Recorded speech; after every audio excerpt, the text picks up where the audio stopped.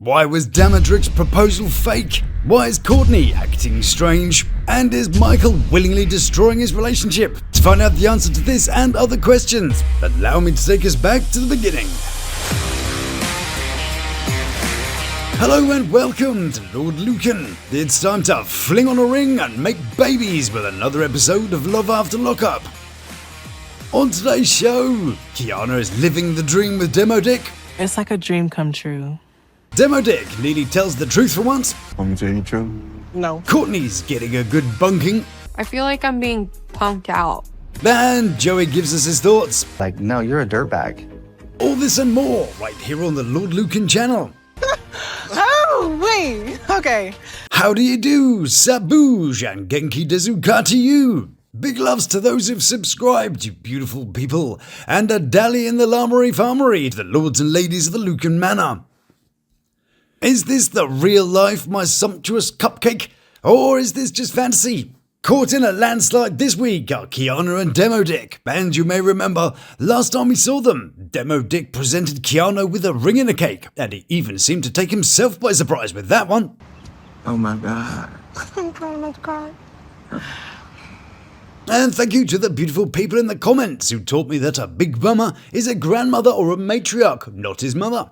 See, every day's a school day here at the manor. Here's a quick quiz called, what does Damodrick do? Now, he's got a ring covered in icing, and presumably he's going to transfer said ring to Quiana's finger. So, what's his icing removal strategy? Here are your options. Will he A, wipe it nicely with a napkin? Is it B, pop it in his mouth, suck it off, and put a slightly spitty ring on her finger?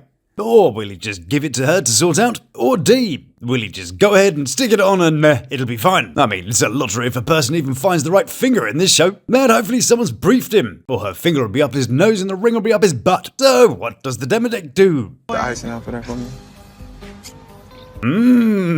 Grandmari. Apart from Troy's sweaty little pocket, where has that ring been? Does it taste like mothballs and lily of the valley? Yummy! So he went with what could be a romantic gesture of feeding her. But let's face it, he didn't have a napkin, he didn't want to put that old lady ring in his mouth, so the only option he did have was to stick it in her mouth and pretend like you're being seductive or something. Look, there's even a hair on it.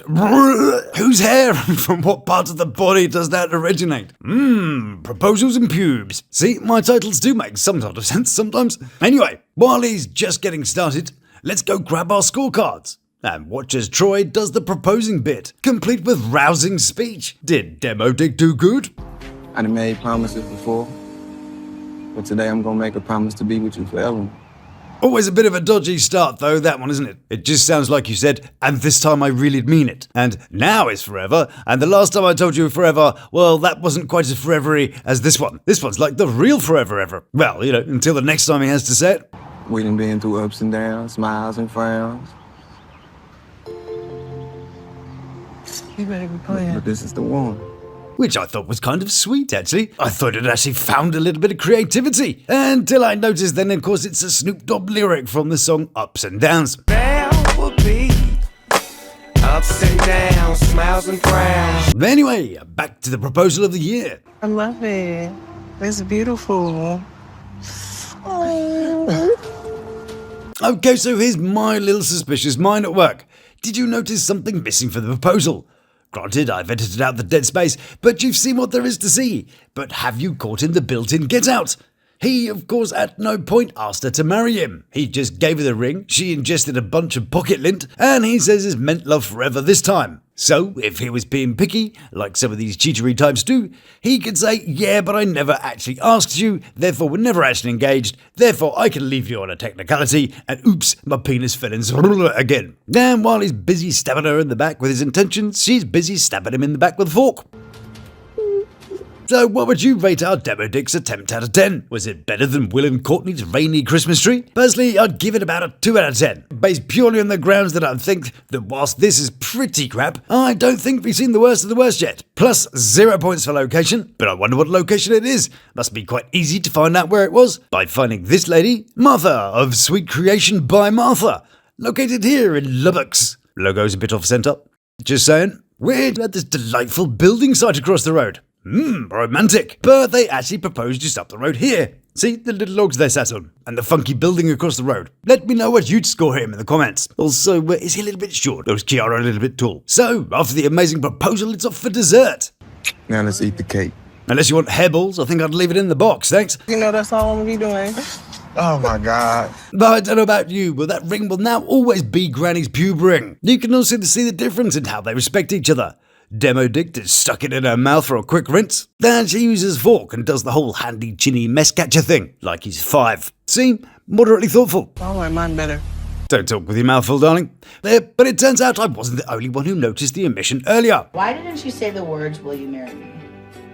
What's his response? Because I feel like right now this is more of a promise that we will get married. I see. It's not a proposal that means he'll get married one day. It's a ring that says he'll get married one day. I think he's trying not to say the words "it's a promise ring" without calling it a promise ring. Because, as we know, he's very literal about what he says. And kind of tells her without telling her. This is a promise for us to be together forever, all right? Before we move on, do you or someone you know have suspicions about someone in their life? Well, if you do, I'd like to investigate it for you. Sort of a bit like Catfish, but without the weird grey-haired guy. Why was he even in the show? He could have been replaced with a tripod, frankly, couldn't he? But anyways, if you have a problem and no one else can help, and if you can be bothered, then maybe you can hire Lawd Lukan's White Rabbit Detection Agency. Yeah, or something, I don't know. Right, back to the show. And it's time for little Will and Courtnee. I feel like I'm being punked out. Alright then, what the fuck does that mean? This show's got me all confused. When people say stuff like that, I'm not sure if I need a plaster or a tissue. Bunked in Inglamabad means to skip school. According to the Urban Dictionary, to be bunked is straight up whack. Apparently. Whack?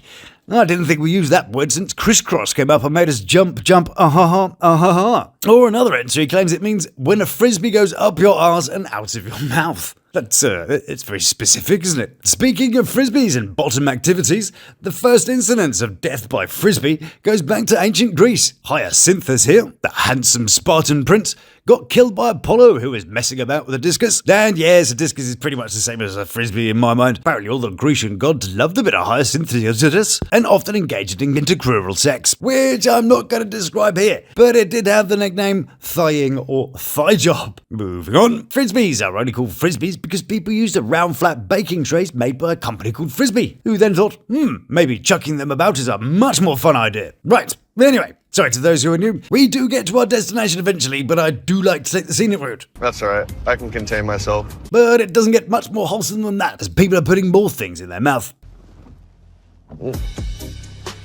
Where's he been? But we do know where he's been because we've got the footage. Brace yourself.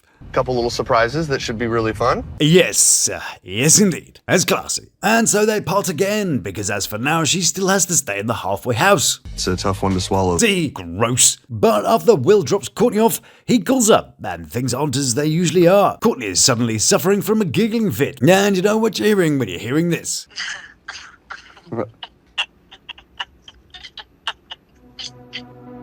And as a guy who claimed to have problems with the indulgence in the past, he too knows what he's hearing. It's just temporary. Two other people that might also know what we're talking about are Joey and Michael. Michael was dropping the news that he'd failed drug test. And this week... I'm just kidding. You knew I was joking, huh? Dude, no, I'm okay. I got it. Okay, good job. Good job. I think these two are much more interesting when Michael's fucking with them. Games like Hide the Phone and Oops, I'm Homeless are always a great favourite. I think he should do something with a bit of jeopardy next time. You know, really kind of raise the stakes. Hey Michael, I love surprises, but where did you bring me today? It's, the beach. So, as they arrive at Joey's family's place for consumption and interrogation, Michael gives a masterclass in parent meeting. But not before Joey's brother lets Michael know how little he thinks of him. Joey was telling us about kind of your background a little bit. Yeah, dude, I'm surprised they let you out. Me too. I'm surprised. Cheers, yeah, nice one. But never mind all that, there's a barrage of questions coming Michael's way, and it's crucial that he gives nice reassuring answers and lie his little socks off. So, notebooks at the ready, class? Here we go. Is it kind of comfortable now for you? What he really means is, do you like prison and are you bothered about going back? So Michael's best answer would be something along the lines of, oh no, what an awful place, terrible experience, never want to go back there. Some nights, like, yeah, I'd want to just go to my bunk and have my TV right there and put my headphones on. Okay, well, a little bit of a rusty start, but, maybe you'll bring it back with the next one. Also, have you noticed that men look pretty good in their hats and shades combo at most ages? Pretty cool, little bit edgy, but then you hit 60, and this happens. Gotcha, Roger, over. No. Gotcha. But I think Joey can sense some of Michael's hole that he's perilously digging deeper, so throws him an easy underarm. It's a good thing to get started over, right? Which means, please say something wholesome and reassuring. This is not going so well. Please don't make me sit here and feel the 10-ton stares that I'm currently being cooked with. But don't you worry your little self, Joey.